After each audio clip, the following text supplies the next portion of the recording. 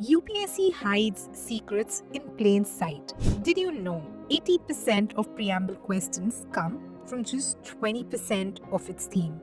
Welcome to the first episode of your Prelims 2026 thematic sprint.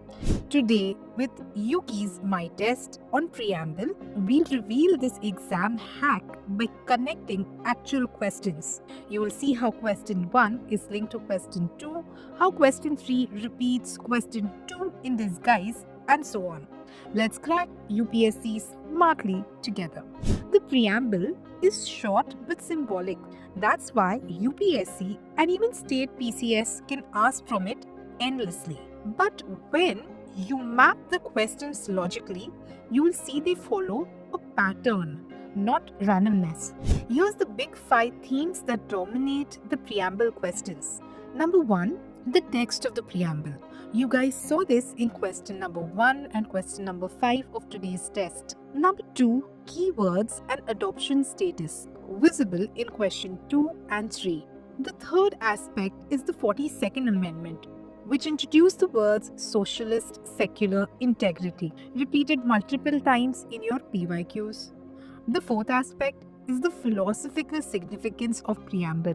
It is considered the soul, the identity card, the horoscope. All of it, you saw it visible in your questions 4, 6, 7 and 8. The fifth angle is about the judicial interpretation of the preamble.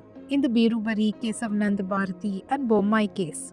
All of these were also basis of your questions in 11, 12, 13 and 14. So if you notice, if you master these 5 themes, you are already covering 80% of what UPSC repeats from the theme of preamble in your core subject of polity.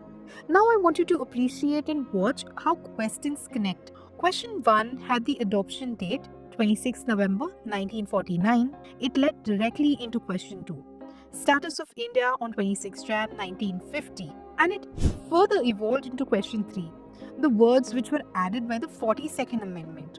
Similarly, if you notice the themes of justice, liberty, equality, fraternity, they were similar to what they were trying to reflect the preamble as. The soul of the Constitution, the mind of the makers of the Constitution, and its relevance as the identity card of the Constitution.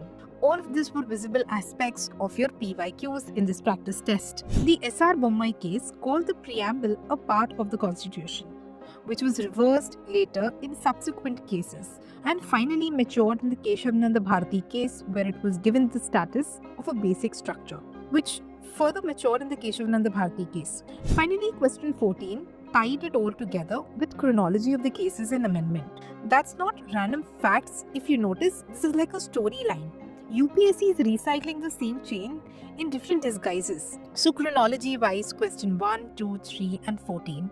The philosophical part of the preamble visible in your questions 4, 6, 7 and 8, and the judicial aspects of the question visible in question 11, 12 and 13. Once you've analyzed this and you've seen this, you'll realize that UPSC is not just testing your memory.